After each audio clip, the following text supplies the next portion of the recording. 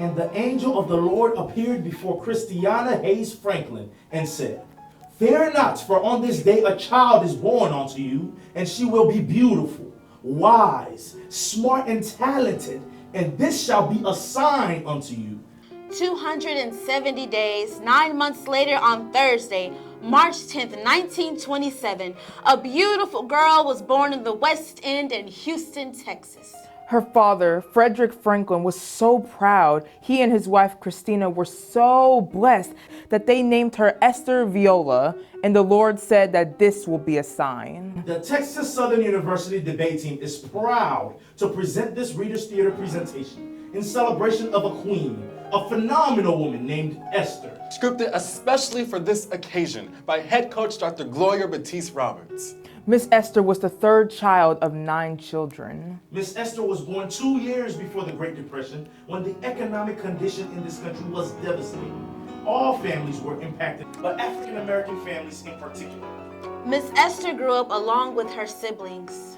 She was beautiful, wise, smart, and very talented, and was musically gifted. Miss Esther attended Booker T. Washington High School and finished at age 15. Miss Esther F. Nelson enrolled in the Houston College for Negroes in the fall of 1943 and majored in math and chemistry. She was 16 years old at the time. Houston College for Negroes was held in the Jack Yates High School building. She had to attend classes after school hours. Classes began at 6 p.m. and ended at 9 p.m.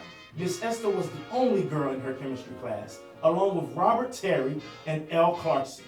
She wanted to go to medical school and was accepted by Howard University, but was not able to attend because of her young age, according to Miss Esther. We had a very close student-teacher relationship with a very friendly air of concern and gratitude for one another. There were more girls attending there than boys because of the military draft. Miss Esther also said, When World War II was over, we had a great number of veterans to enroll. They entered into the school year 1945 to 46. This was a boom time for our school, and on Fridays we had fun time. We had a dance, talent show, play games, and other various contests.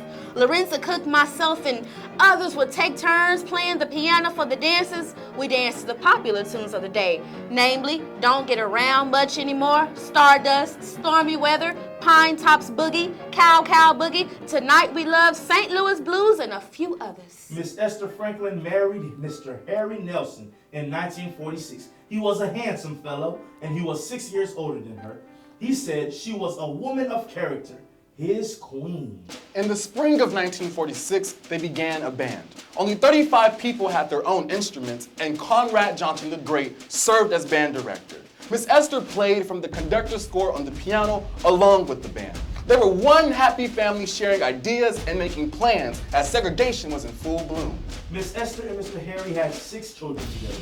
Mr. Harry taught elementary school all his life. He was an instructor to the famous musician Johnny Nash. When Heman Sweat applied to enter law school at the University of Texas, he was denied, and as a result of his lawsuit, the state of Texas decided to place a law school for the black students at Houston College for Negroes, so the University of Texas would not be integrated. According to Miss Esther, When we moved to the Fairchild building, each department was in a different room. When we outgrew that space, Army barracks were placed on the campus to accommodate the overflow.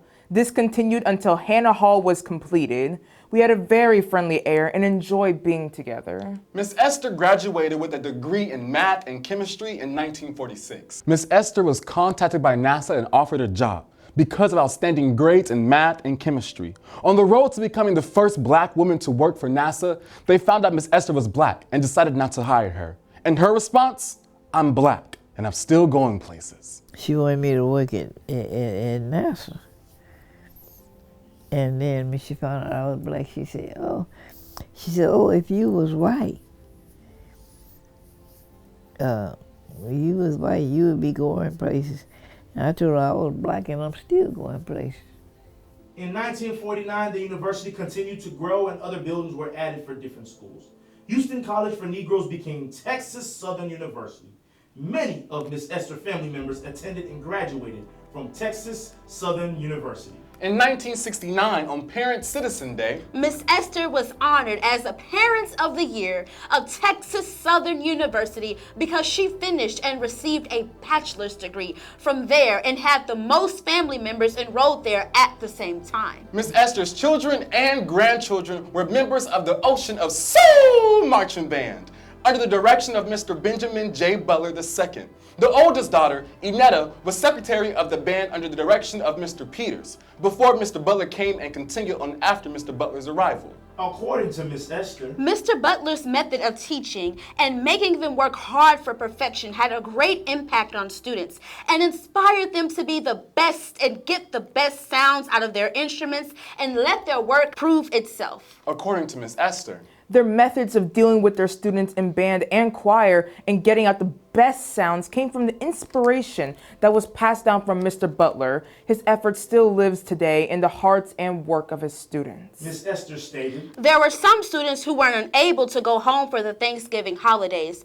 So my children asked us if they could bring a few students home for dinner, and we agreed to it. The students came and enjoyed having a home away from home. Miss Esther also said, We had a traditional dinner on Thursday nights, and on Fridays I prepared spaghetti and meatballs for them. Here they played basketball and other games. They took naps on the couch or grabbed a blanket and laid on the floor or wherever they felt comfortable. This became an annual event that lasted as long as I had a student in the band. additionally, Some of those students went to church with us, sang in the choir, and never went back home. Some of them finished college and got jobs here and are still residing in this city. Miss Esther further stated, We will begin a new journey, hand in hand, from this day forward, eager to explore a world of promise as our dreams continue, as we touch the lives of others and reflect the will of God from our hearts during the rest of the time that we have on this earth. Miss Esther, we are here today to honor you in celebration of your